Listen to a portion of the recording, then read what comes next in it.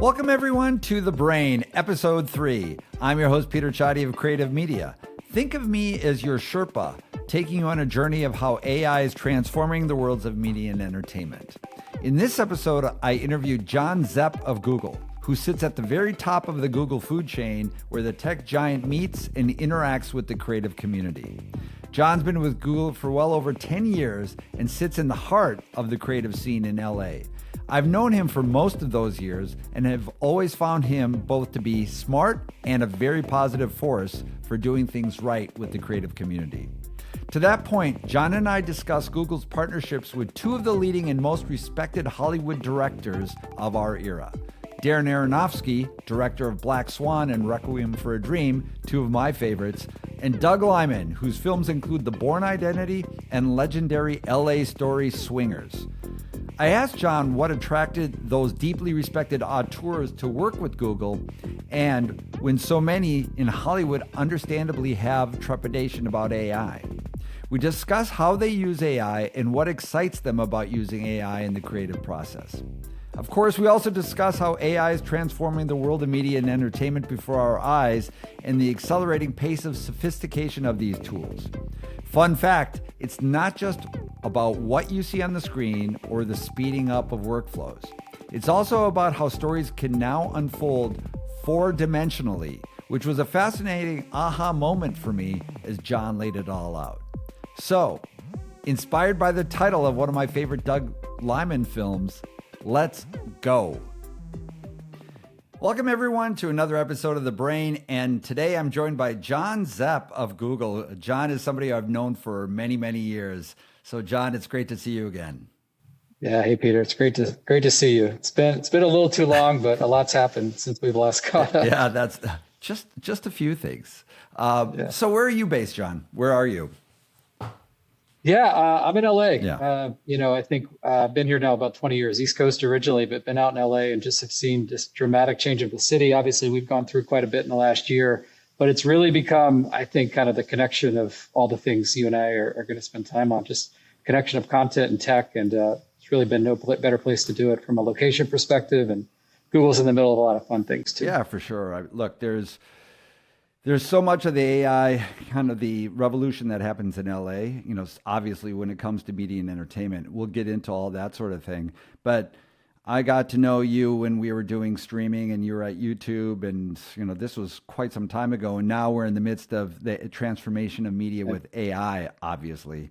And so I wanted to first, how does your role at Google tie into what's happening now in terms of generative AI and AI as it meets media and entertainment?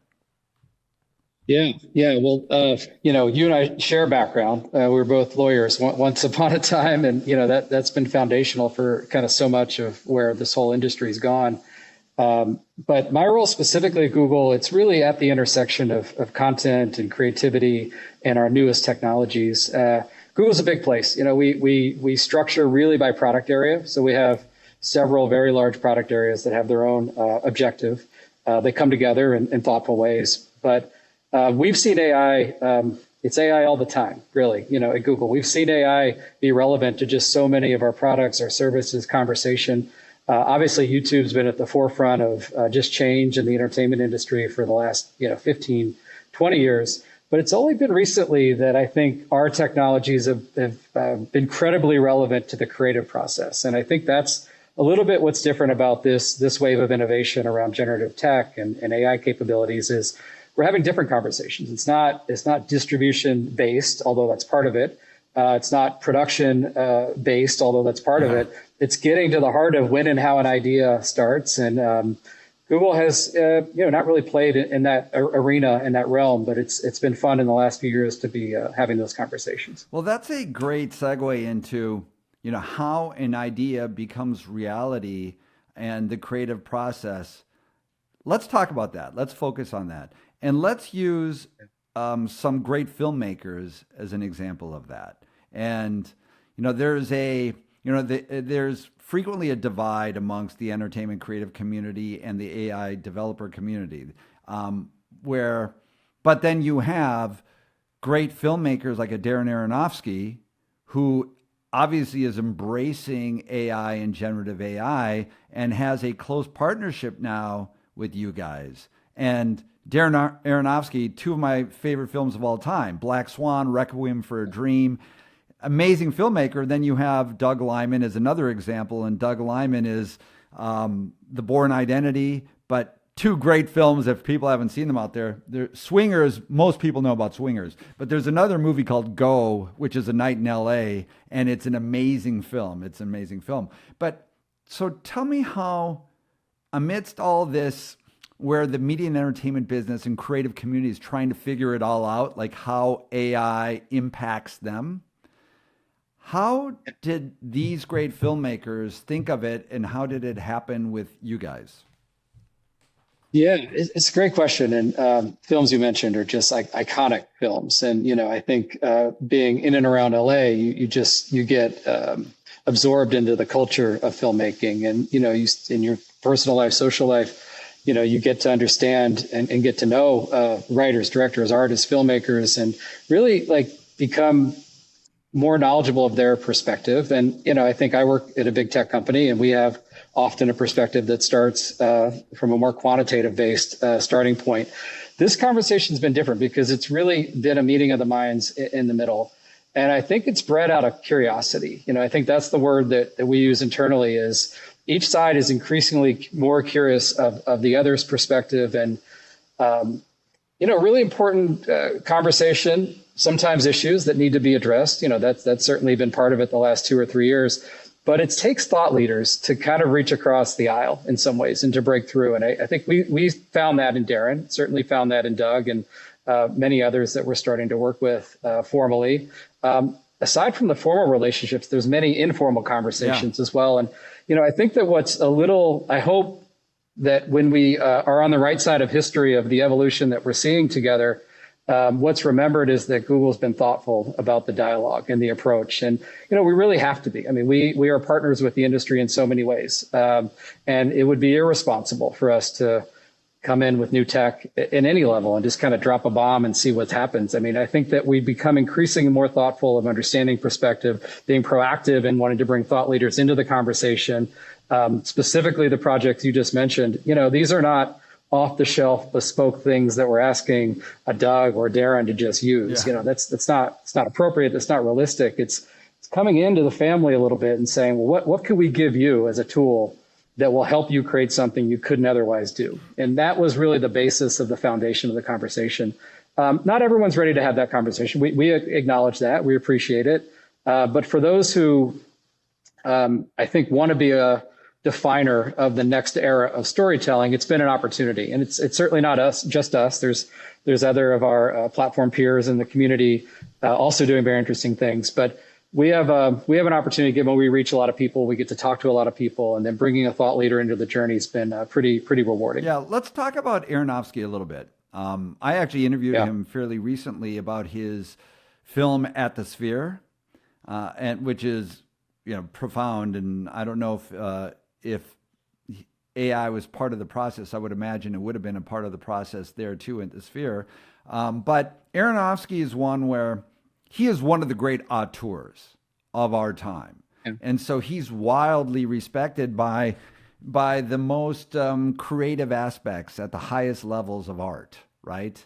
And so when an Aronofsky comes in to do something like this partnership with you guys, that's a statement. That's a statement that is, and I feel this way too, which is, the technology is powerful, and it doesn't mean that it takes away the creative aspects, like the human overseeing of the process, because the great art will still flow from that, and the tools are going to be like other tools implemented to help execute that. But how does Aronofsky, how does he see it? Is he just purely an experimentation phase, or what do you see him that's delighting him when he's using these tools and the possibilities that are opening up to him? Yeah. No, it's a great question. And I think, it's intentional that we're finding people that meet the description that you just gave, very eloquent description, I think, of where Darren has fit in, building a legacy that is at the forefront of pushing the boundaries on filmmaking, culturally defining moments. Yeah. I'd say the same thing as Doug. I mean, it's funny to hear Doug talk about Swingers, and even at that time, like the role of technology, it's crazy to hear Doug, Swingers is just an iconic film for anyone who's been in and around filmmaking or LA. I think we would not think of it as a high technology driven film, but when you hear Doug talk about it, it's really the technology of allowing him to have the Steadicam style shot on a very low budget film and very low loading scenarios, but to nail it and to capture the essence of what those characters were doing. I think both Darren and Doug, and I think Darren's example specifically, are about what serves the story. And, Darren's his team's working on a series of short films that, you could do them in a very traditional filmmaking style, but I think what he's delivering is giving you a perspective that's just different. I mean, we're talking about almost a birth sequence from inside the womb perspective. I mean, that's very hard to do with traditional filmmaking. So he's thought of like, what story could I tell? What perspective could I give? Could I push the boundaries of taking the audience on a journey? That was really the basis of the conversation, and I think that when you start with that of like, hey, okay, let's see eye to eye on what problem we're trying to solve. Google, we try to start with that. Is there a problem to be solved? Sometimes there's not. I think some of the conversations that have happened in the industry around synthetic actors and digital humans, it's like, well, I don't know if that's a problem. It might be, you could imagine some scenarios where that's helpful, but let's not disrupt or just push the boundaries for the sake of it. Is there really a problem? And I think from a filmmaking perspective, we don't know. We don't have those insights inside of Google. We're not filmmakers. We need true visionaries and thought leaders. Darren has been that. Doug has been that. They've represented the communities that are willing to take a leap and do something that hadn't been done. So it was very intentional for us to find Darren and Doug and start with, where do we see eye to eye on, is there a problem to be solved? And then could we help you solve it? And then how you define solving it could be efficiency. It could be just putting something on screen that hadn't been done before.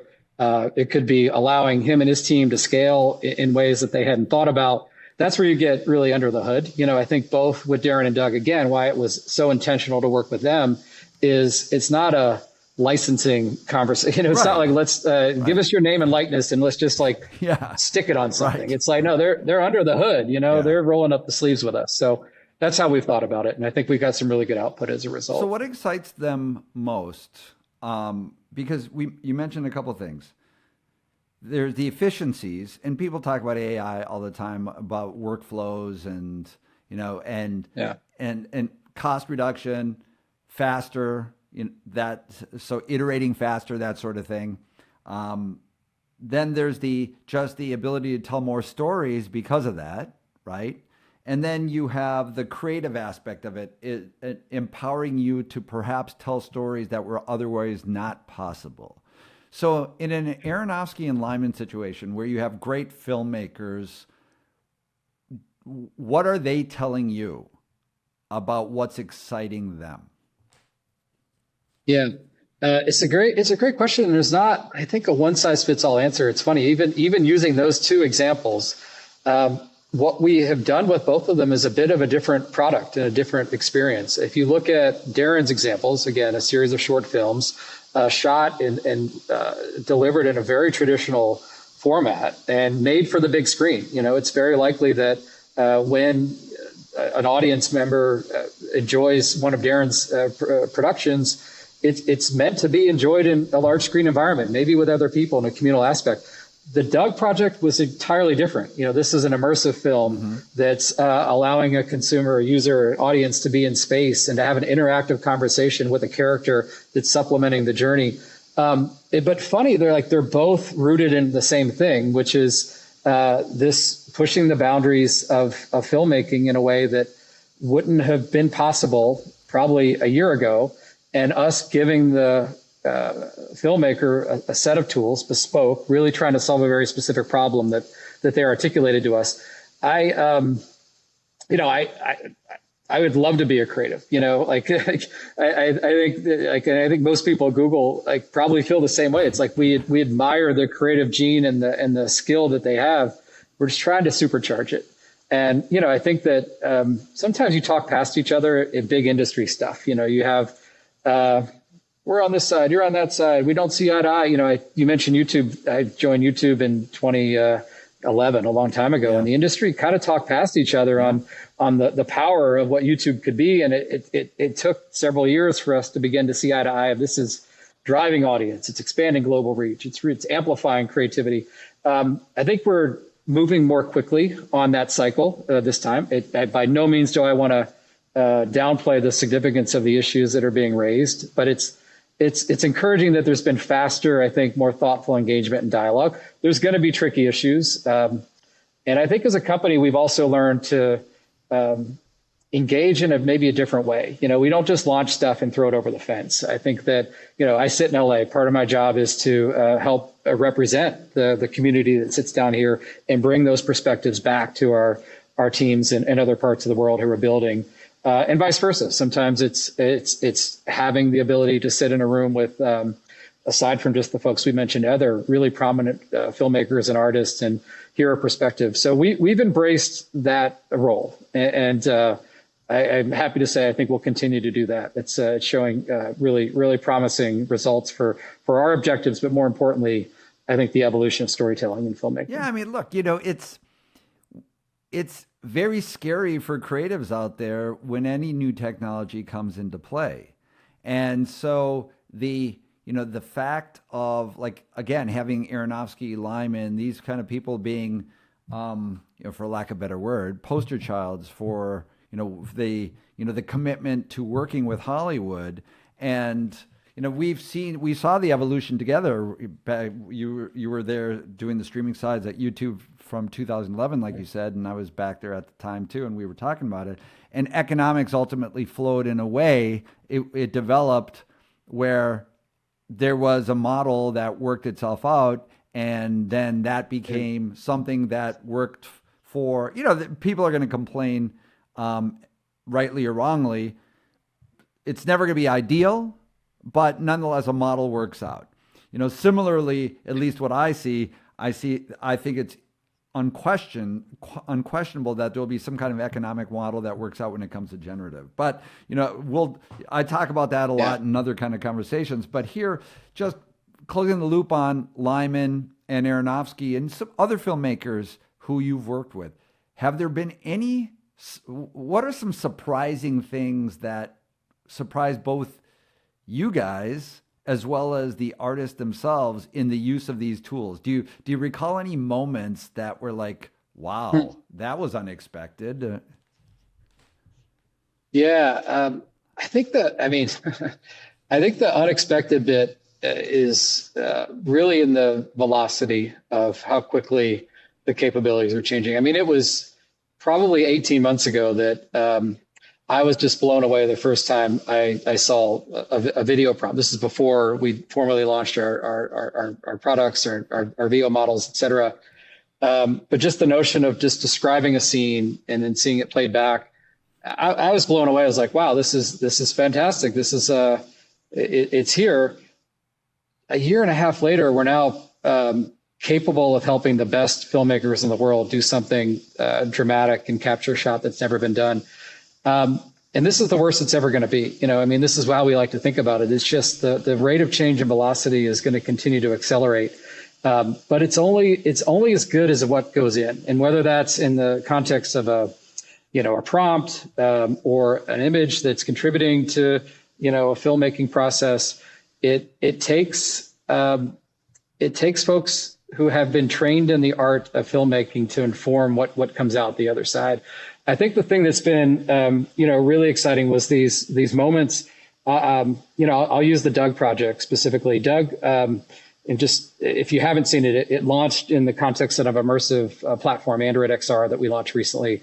It's a 20-minute movie. It's a Doug Liman written, directed, produced movie starring Haley Steinfeld and really incredible cast. But one of the key elements of it is you can have a conversation with one of the characters. One of the characters is played by NFL football star DK Metcalf. Oh, okay. And it premiered at Venice Film Festival, and DK was demoing the experience and participating as part of the festival, talking to himself. And it was just this almost Inception-like moment where DK was trying to trick himself in his AI environment, playing DK AI and he's having a conversation about how fast his 40 time was, or what was his, draft position out of college.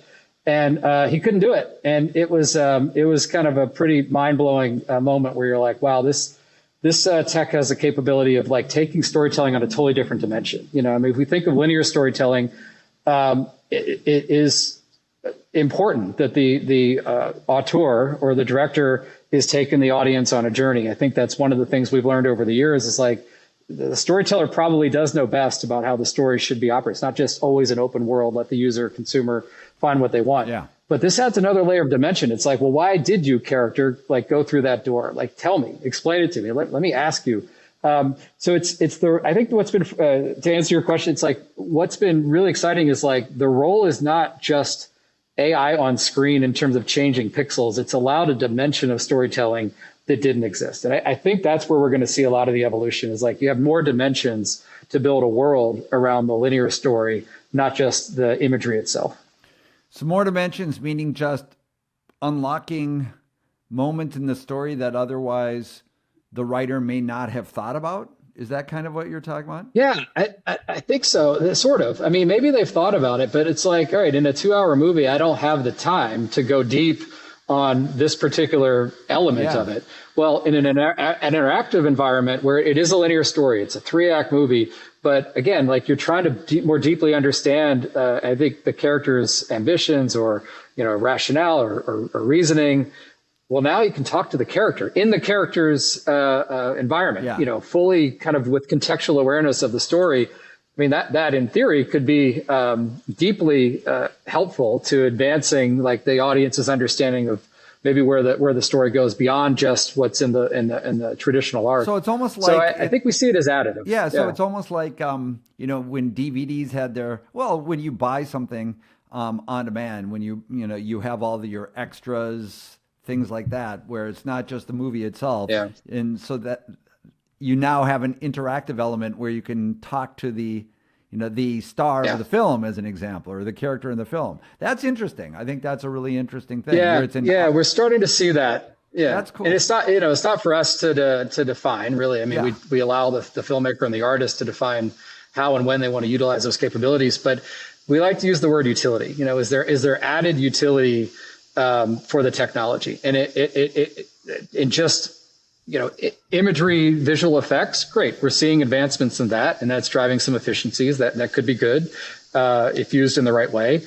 But what I described is a whole other utility in the storytelling realm itself, where you're adding a depth or dimension of the character or story that may not have been possible in a just traditional linear video. Yeah, no, I think that's cool. I think that's a really interesting possibility or opportunity. So when do you believe? And by the way, just like the immersion of it is one dimension of utility, but also what we're describing is like we're seeing a world where conversational AI and the ability to engage with our experiences like Gemini, that's certainly not limited to immersive environments. I mean, we're very quickly on our side moving to integration across our platforms. You're seeing it on mobile already. We see a world of glasses not like too dissimilar from your own, where that's a conversational experience that adds additional utility on top of what you visually might be seeing. But even living room, our environment in the home, something we call Google TV, is now embedding this level of interactivity and conversation. So I think you like to think about, in Hollywood, we think about AI as like advancing only the imagery on screen. But I mean, we think about it as like the experience around it is being relevant as well. So where do you see the world of Hollywood filmmaking, Aronofsky filmmaking? Where do you see that 5 years from now? In terms of the changes and what that looks like just logistically, to the size of crews, the being out in the field, rather than that just like some practical elements of how Hollywood will change and traditional filmmaking will change through all these tools that are now accelerating, like you said, at a pace that is amazing, shocking, sobering, all of those kinds of things. Yeah. And then, kind of like the human role in the creative process that sustains. Yeah. We're, we're so deeply entrenched in believing that the human role accelerates as opposed to diminishes. I think it evolves. I think in 5 years, you're having an expertise with these new tools and capabilities and applying them in ways that we're just scratching the surface. Mm-hmm. I mean, what I described on the Doug Liman interactive thing, it's a very simple prototype example of maybe how you might add character depth. It's going to take us a couple of years, to really figure out how the whole industry embraces some of these tools. And then I think that creates more opportunity. I think some jobs will evolve. It's just like whether it's Hollywood or anything else. I think AI will evolve some jobs. It will change some jobs. It will add new jobs. It will probably displace some jobs. But, overall, we're going to see a new ability to create with capabilities that just didn't exist. I mean, it's the same thing when we launched streaming capabilities. Yeah. I mean, now you're engaging with content in ways that you and I probably wouldn't have predicted in 2011. Just the environment changes. I don't know that I'm wise enough to predict exactly what it's going to look like. We're seeing signals on interactivity. I mean, as a platform operator, we get to see how and when people engage. We see obviously linear video and traditional movies growing and being mainstay in the entertainment ecosystem. But we're seeing other forms of entertainment. Obviously, we've seen short form rise with YouTube, and we've seen new variants of that with things like Shorts and TikTok. We've seen drama shorts begin to be a real category of themselves, being derived out of some of the experience that happened in Hollywood, but also other parts of the world. So I think that through it all, though, we're seeing interactivity being more important to the consumer. We're seeing them want to have a way to help shape the experience. Sometimes that might be in and how and where they enjoy it. It might be in a character interaction or more deeply understanding the narrative that's supporting the story, or it might be an outright more open world environment that is part of the environment that's been created by a storyteller. So, 5 years is a long time in tech. It's going to be pretty different, but we're starting to see the signals around interactivity, I think, leading the way. When do you believe, I'm going to put you on the spot on this one, when do you believe there will be a successful commercial feature film that's, for lack of a better word, essentially wholly AI generated? Or will we see something like that has some mass commercial appeal? Yeah, I don't think that's the goal, and I think there will be. But whether it's the goal, no, I get it. But do you see that as a real possibility? I think that the capabilities of creating, high quality video programming are pretty close to here. Yeah. I think that will, for a very, very long time, probably forever, need to be shaped and honed and created by human interaction. So I think the answer is not yes or no. It's sort of like, look, technology's always helped advance the storytelling, arc. And we've seen that time and time again, but the role of the human is static. And I think how and when they use the technology, that will continue to evolve. But no, I don't think, as someone who's been close to the creative process throughout my career and increasingly in the last 2 years, it's art. I mean, it's a combination of art and science coming together, and that's that doesn't get replaced. Yeah, look, I completely agree with that. That you see that with certain AI agencies that are successful out there, creative agencies, where the pitch is not that it's AI only. The pitch is that you maintain the story flows from you optimize the story. You come up with the story, optimize it, but then it's the workflow really and enabling certain ways to execute against it, but you still have the team. And it's not just like one person on the team, even with creative agencies doing these things. Now, the tools will get better and better, but I agree with that. You've been in LA forever. And there's LA is going through, for a number of reasons, going through challenges, right? And do you see Hollywood and Los Angeles being the center of the media and entertainment world? Do you see that as lasting? That's more of a personal question, just from your experience. Do you see where that LA will maintain that, or do you see a kind of that fractionalizing or fracturing out into many more places? So it's going to be tough for creatives.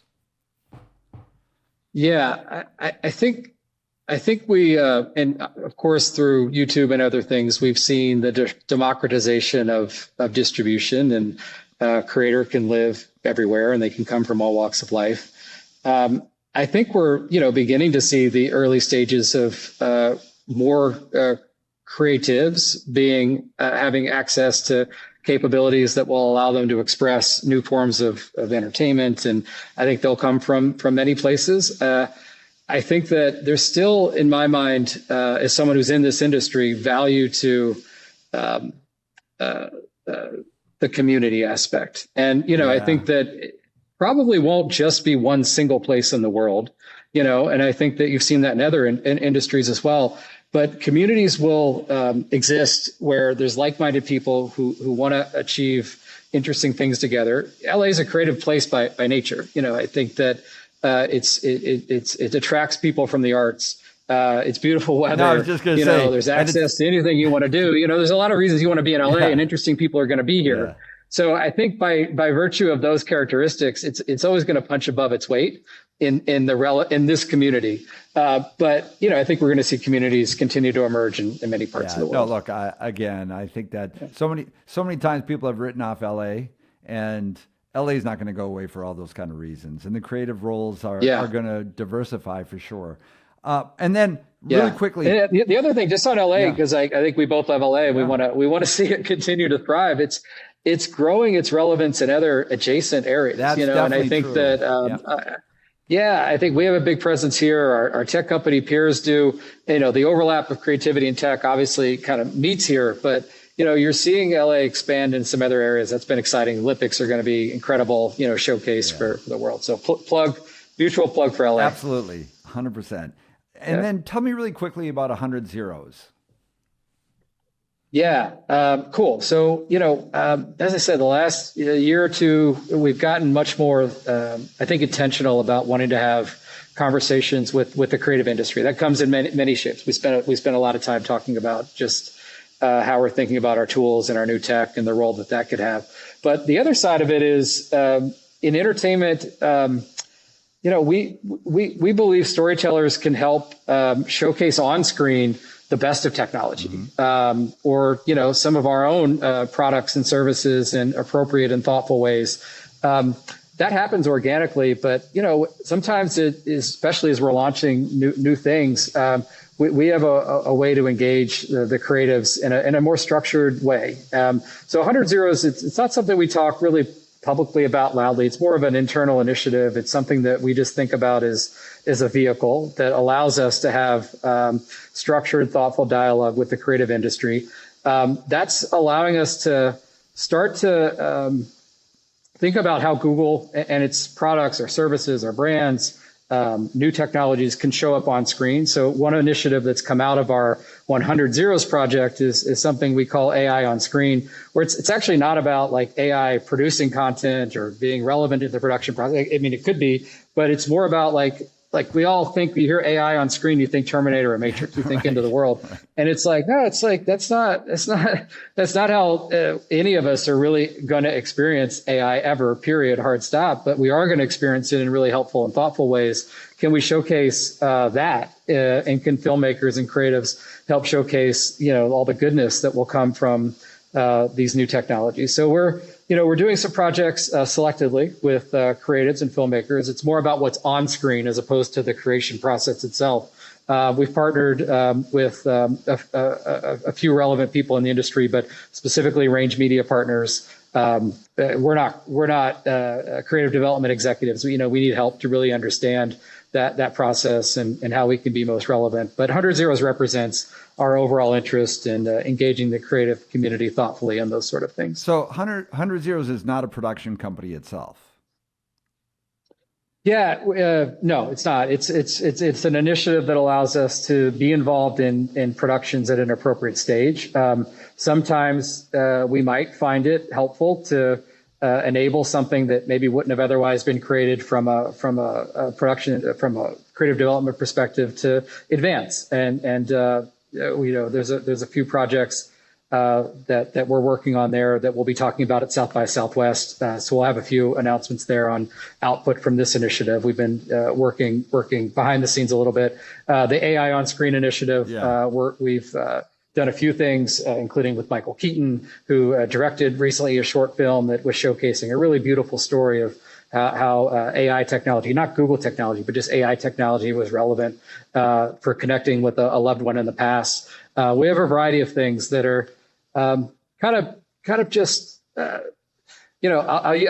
like to say, like, Black Mirror is an amazing show and it's entertaining, but it often tells the dark side of technology. Yeah. We want to tell the helpful side. And, this has been an initiative that's allowed us to do that.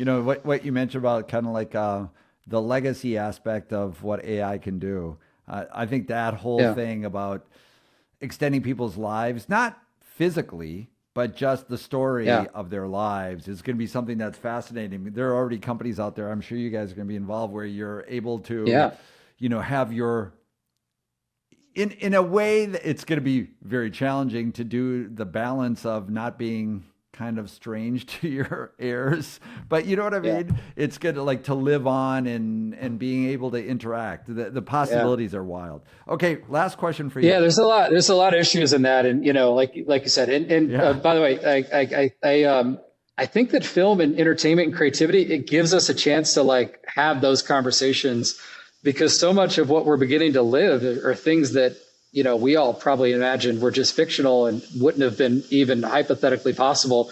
But we have a basis now to at least talk about it, partly because of how entertainment has helped prepare us, for these worlds. As an example, Spike Jonze movie, Her.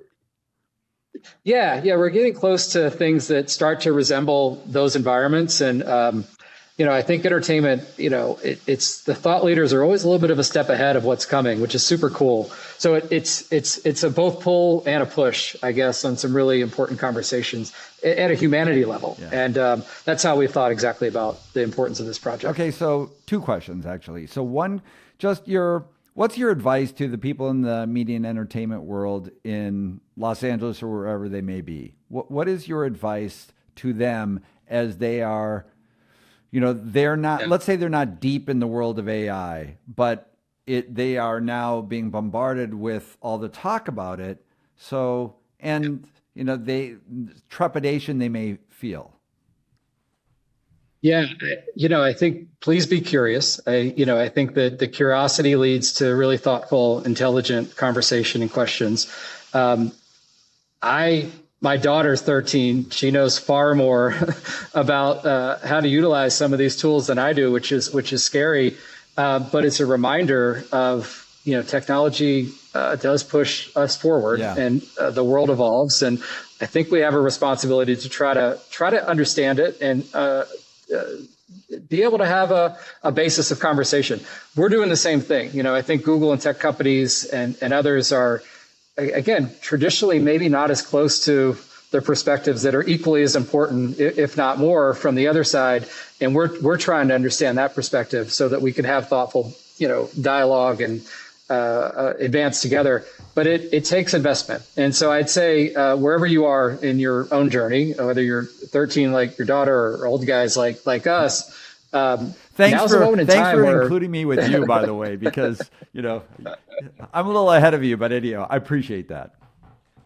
No, with age comes experience, I guess, right? Yes, and you get to, you get to see where we've made mistakes by not embracing the moment to learn early on. You see patterns, for sure. You see patterns. You see patterns, exactly. Yeah. And this feels like a moment where a lot of good can just come from understanding and taking advantage of embracing the moment. So that'd be my advice. And then final question to you, as a movie lover and lover of media in general, and you've been in the world, deeply immersed in the world of video content for so long, how do you, amidst all this, this wave, this tsunami of content that's available to everybody right now, what are your tools that you use to curate the things that matter to you?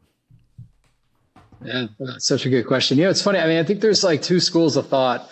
One is the algorithm's going to get it right and serve up exactly what I want. The other is no. It still takes a combination. Sometimes in some environments, it is incredibly powerful to have something just served to me and take the friction out. Yeah. When we think about our role as platform operators, a lot of times that is the metric. It's like, take the friction out. Can you avoid someone doing an unnecessary step and just give them exactly what you want?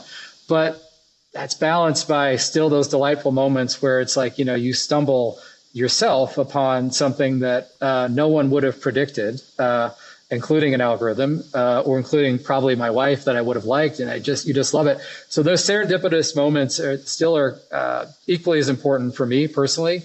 As a film lover, I take insights from wherever I can get them. And typically that's advice from my community. So I think going back to what you said about like where people are, it's like, we're in Oscar season, we're in award season now. It's the conversation that informs so much of my perspective as much as the algorithm. So there's a place for both. But yeah, I watch a lot of movies. Partly, I think you and I are just lovers of film, so we're going to watch a lot of it. Yeah, nightly. Yeah, but it's the thing that's most satisfying is the thing you didn't expect. So I specifically try to look out for those things I wouldn't have otherwise, had served up to me. What's your best picture for the year? One battle after another was just so good. Yeah, it was just so good on every dimension and every level, and the acting and the directing and the overall story. Lot of great films. Sentimental Value, I think, very important film. And it's great to see global audiences and storytellers represented. So for me, I'm leaning between either of those, but it's been a good year. It's been a great year for movies at a time when it felt like it needed it. Yeah, it's been a really good year. Sentimental Journey, Filmmaker was The Worst Person in the World, which is another great film. And then my personal plug is Begonia for people who are listening. So listen, Jon, I appreciate all your time. It was great to speak with you about all these things. We'll watch and continue to watch all the things that you're doing over there, but it's great to see you. Yeah. And thank you. I mean, I think that you're one of the guys, one of the people who are pushing these important topics and conversations. And it's not always easy. I think these are things that take people like you bringing perspectives together, and we really, really appreciate the time and the opportunity. It's great. And it's great to see you. No, I appreciate the time. Good to see you too. All right. Okay, everybody. Jon Zepp from Google joining us on The Brain today, and we'll continue to follow things closely with what's going on, but it's exciting times. Good to see you. The Brain Podcast is a weekly production of Creative Media, Peter Csathy's AI, entertainment, media, and marketing, business advisory, and legal services firm. Look for it every Tuesday and follow it, rate it, and subscribe to it. It's edited and mixed by Luca Csathy with original music by Mark Mothersbaugh of Devo. You can learn more about Creative Media at creativemedia.biz.